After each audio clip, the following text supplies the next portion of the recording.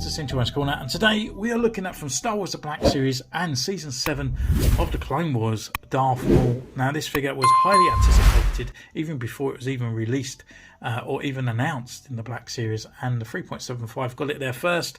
We was like, why are we not getting it? And then we all of a sudden we got the Apprentice Darth Maul, and now we have this guy as well. But I will be doing a side-by-side comparison to that Darth Maul, because for me that's the pinnacleist Maul at the moment. So I'd be highly see what this guy is achievable of in articulation wise as well. This guy is a little bit sold out in the UK at the moment, and you can actually pick this one up from Fwoosh on Figures like I did in the UK, and it's definitely check out those smaller guys that are out there selling the Star Wars figures, because they've still got stock and everyone overlooks them as well. Very highly trusted, and he's a great friend of the channel, and definitely go and check him out. I'll put a description in below where I picked this up from. I have got a little ding on the box up here, but I do ask him to send me the dinged boxes rather than other ones, because I'm an opener and the boxes get thrown away. So I'd rather for the smaller guys to send out really nice quality stock, and I'll pick up the stuff that's got damaged by Hasbro. So yeah, all in here, all in a nice Clone Wars looking thing of the gold on the side here. We've got Darth Maul in the window display with his two lightsabers. Him on the side here looking a bit slender in my opinion there. Again, a picture on the back, his bio and his number 11 in the Clone Wars. So swirling him all around, I guess without further ado, let's crack this bad boy open. So here he is in his blister pack. Obviously there's no hidden accessories here, so we just get him out for our first impressions. And yeah, it feels really nice actually. It feels really solid. That face sculpt looks great. He does look like he sort of suffers with that same thing with the other Darth Maul, with the darker head and the sort of like lighter body there, but yeah, it's looking really cool. So I'm going to take away, put him through his paces, take some pictures.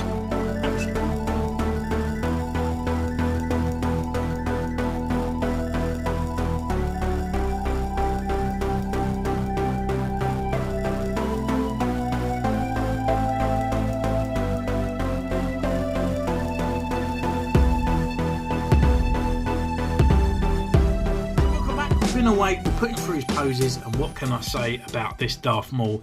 Is he the king of all Darth Mauls? I'm not too sure. There is a few little sort of nitpicks I do have about this figure, but he is really amazing, and I'm not taking it away from Hasbro. They have done a fantastic job with this figure, but I just don't think it's my Darth Maul.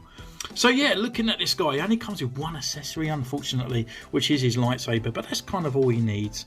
Let's take a closer look at this one here. So it's got a really nice, like the old Darth Maul end on here. It's all in this really nice kind of chrome as well. It looks beautiful.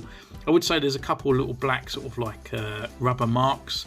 It should have like these little rubber rings around on it, but it doesn't really take too much away from it, and the detail looks great. And then the other end, we've got this other lightsaber hilt done in an even more shiny silver. You can see the two differences there in the lightsaber parts, and we've got the grip as well, which is pretty cool.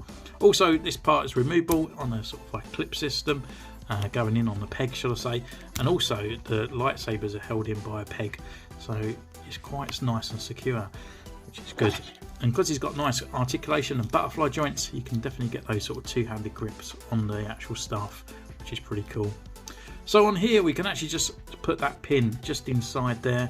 It doesn't really go straight in, it kind of just sort of sits inside it. It's a bit like a mini ball joint just on the end. You use that tiny little end part there as a clip into there. There's no actual like hole as such, because obviously it's like this bit that's cut out.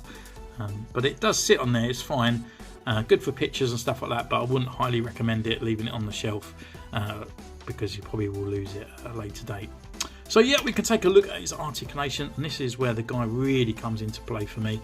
Head-wise, left, right, he can look down, he can look up. He's got lower neck movement as well, and he's also got the swagger that we do like. We've got full rotation around on his arm, gets hindered a little bit by his shoulder bell here. Arm can come up to this far, rotates, and also we've got a nice butterfly joint just inside there. Arm goes up more than 90, rotation at the wrist, and it's also on a hinge. And then we've got the dive, well, the waist movement, it's right down here, it's right inside there. So left and right is fine, but he can't really crunch much, and he can't really crunch back either, due to the fact that this comes up quite high and it's quite stiff as well. Leg wise, they come up this wide, forward, back, we've got upper thigh rotation as well. And what I do like as well, we actually got the rotation way above the knee. It's not like down at the bottom of the knee where we find that the shin pads or the knee pads are at the lower part or the upper part. It actually bends in a really nice place, so it actually looks like he's got a proper knee. And then we've got the rocker and the pivot at the ankle. There's no other articulation down, no boot cut or anything down there. It's just literally just that. But yeah, they look really, really cool.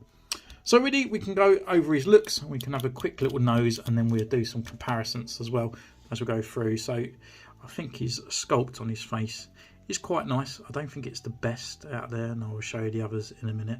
But the paintwork on there is great. The eyes are really, really nice as well. And we've got that darkness on his teeth.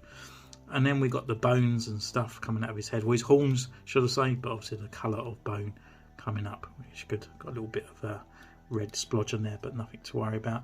Down underneath, we've got the nice bright tattoos shining out underneath this kind of like bluish off robe. It's not done in black, so it kind of gives that kind of definition to the colour as well. And then we've got the brown overalls just underneath, or the brown robes, coming down to his gloves, which are identical on either side.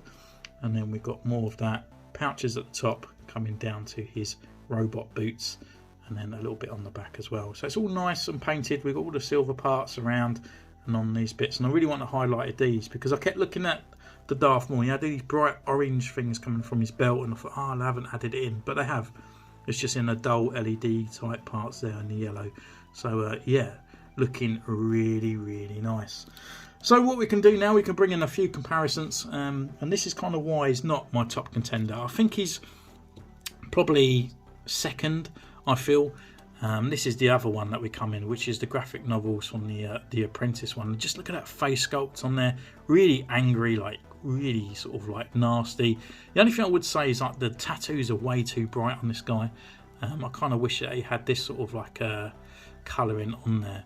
But just comparing the two, you can really see that they have gone for like a more cartoony kind of Darth Maul. He's got that kind of sort of like mad, inquisitive kind of look on there. It's got a weird snarl, like one side has dropped to the other side compared to this one. This one is the first time as well. We haven't even got his stud that's been painted on this one, but it's not on this one. Well, did I add it? I can't remember now. But yeah, it's not on there, unfortunately. I thought it's the same buck as well at the top, but it's not. It's actually slender. And I think if they actually kept this one and put the robe over the top, he'll look too muscular as well. So I'm quite glad they've done a brand new sculpt on there as well. So it's really, really nice. But this is definitely my top contender for a Darth Maul for sure. And then we can just bring in the sort of like the original edition. Again, it's a great face sculpt, even considering how old it is, to be honest with you. Really sort of like gives you the Darth kind of, not Darth Maul, Ray Park look. I think it's done really well. So yeah, all three are great figures, but I do think this one might be the best. I think if I maybe change that head over to this one, and then maybe that might actually make him a little bit better. Might try a head swap at a later date, so stay tuned to my Instagram, which I might actually try that as well. So I want to do a little comparison one. So we have the Darth Maul now from season 7. We can actually bring over his Mandalorian commander, Supreme Commander as well. So now we've got these two together, looking really nice on the shelf. So we can leave the video with going through the Darth Maul collection. So we have season 7 Darth Maul on here. We have the Apprentice Darth Maul. We have Phantom Menace Darth Maul as well, with his bendy kind of lightsaber. I kind of need to put it under some hot water. And also from the Phantom Menace, we have the sort of like hooded Darth Maul. I just always really like this look. I always love that kind of picture where you see Qui-Gon go off on the ship and stuff, and you see him from behind. I think it looks great. I just love the way the robes and all that spiral out as well. This one's actually got a knockoff body underneath on there, but the actual ball joint fell off. But this is the official hood over the top of it. And because I'd had a spare head, I also made the good Zarbak Darth Maul with the Obi-Wan body from the Kenner line as well. So that is all my Darth Mauls on the shelf. Which is your fave? Put in the comments down below. But personally, favourite for me, the best Darth Maul figure that you can actually physically buy, I would say it's the Apprentice one here. Just for the fact that all of that articulation, there's no hindrance in this body whatsoever. There is a slight letdown though, because he has got the old legs. Sometimes the joints at the bottom, and he's always got that kind of sort of like stance of where he kind of sort of like legs slightly move out. So his legs are better, but I do prefer this one's overall look. So thank you so much for joining me this one. Don't forget to comment down below, subscribe, ding the bell, follow me on Instagram, where you may see a head swap. I might do this in the week coming up as well. And I will see you next time. Take care. Bye.